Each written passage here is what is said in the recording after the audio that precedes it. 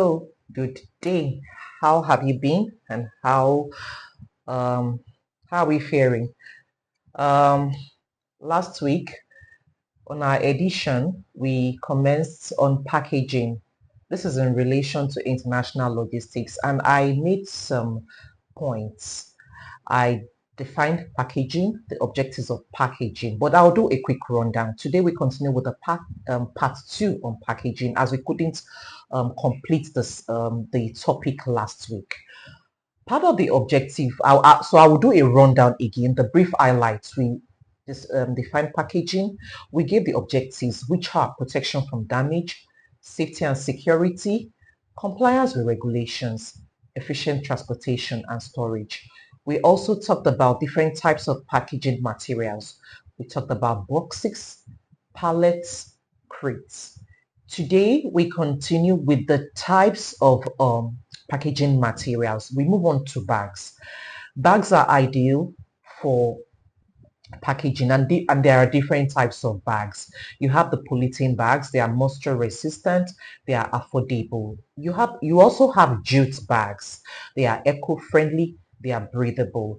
You have to select the type of bag that is good for your product weight and size. Please note that the polythene bags have um, dimensions. I mean, they after a certain weight and dimensions, they might not you might not be able to use a polythene bag. It's just for small items. The bag, depending on the kind of bag it is, you can know the kind of kg that the bag would take. Please note that for also under bags, for polythene bags, they have to be like they can be recycled. Polythene bags can be recycled. We move on to cushioning materials. They absorb shock and vibration. Examples of these are bubble wrap. These are flexible, they are affordable, they protect you. For example, if you're sending a phone, a laptop, something that needs a form of cushioning, the bubble wrap is very ideal for this. It saves it from any form of impact which can lead to damage. You also have foam inserts. They are customizable and they are protective. We use cushioning materials to prevent damage during transit. We move on to sealing materials. This ensures the integrity of the package. If a package is received and the seal off is broken, then know that there has been an attempt on theft. Even if the officials will have to have a look at the package, there is a way they need to package it back such that it's intact, it's kept intact. You have tapes. Tapes are needed to secure packages. You have straps. They are secure. They are adjustable. You need to choose the right sealing material for your packaging type. You also need to move the they are also needed for tightening seals and then to reinforce weak points. You prevent your package from tampering or damage. It's highly essential that this is taken care of. Now we move on to another subtopic on that packaging, which is common packaging mistakes. These are some of the mistakes to be looked out for and to be avoided. Inadequate packaging. This leads to damage, insufficient material if the package is not properly secured, if you're using a weak polythene bag or you're using a weak box or a weak bag. This would affect the integrity of your package. So you need to ensure that the packaging is adequate and you need to use the suitable material and technique for the kind of product you want to send. Now, we also move on to insufficient labeling. Please note that for standard shipments, your labeling needs to be adequate because inadequate labeling can cause confusion, it can cause delay, it can cause loss of package when the info is not inadequate, is not adequate on the label. Please ensure that your packages are properly labeled. The labeling has to be robust. Use clear and compliant labels. Now, another mistake that is being made is non-compliance with regulations.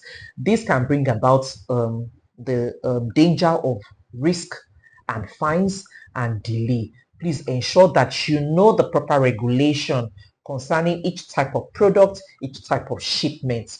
Poor stacking and loading, overstacking, improper securing, overloading, improper arrangement of your package are also common mistakes, and they should be avoided in order to cause damage, in order to cause delay, in order to cause any form of in order to avoid any form of negativity.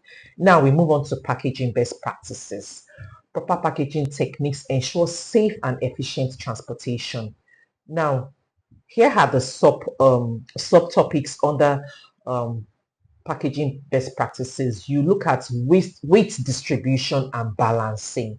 Weight needs to be distributed evenly. Make sure that you balance your weight, you balance your items evenly, and secure context to prevent shifting, because shifting can cause damage. It can cause dents. It can cause items being compressed such that they would not arrive in perfect condition. So please, you need to ensure that there is proper weight distribution and balancing.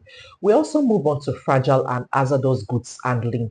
There are regulations, specifications on some special kind of items, so that there is adequate compliance. We move on to custom packaging solutions. These meet specific needs, unique product shapes or sizes. For example, a ball wedding gown can never be packaged in a polythene bag. It has to be in a box. It has to be in a box to preserve the integrity of that product. So, products suitable packaging. Please note that they go hand in hand. Products suitable packaging work hand in hand. We have labeling and marking. Ensure that this is properly done. Ensure proper closure and sealing. So I believe that this last 2 weeks, last week, this week, I've brought enough points for you to know and to help when you're packaging, the kind of things you need to know, the adequate information. But feel free, if you still have any more questions, feel free to reach us on our numbers. Please make sure you like, you read, you comment, and you subscribe to our channel. So till I come your way again next time, do take care.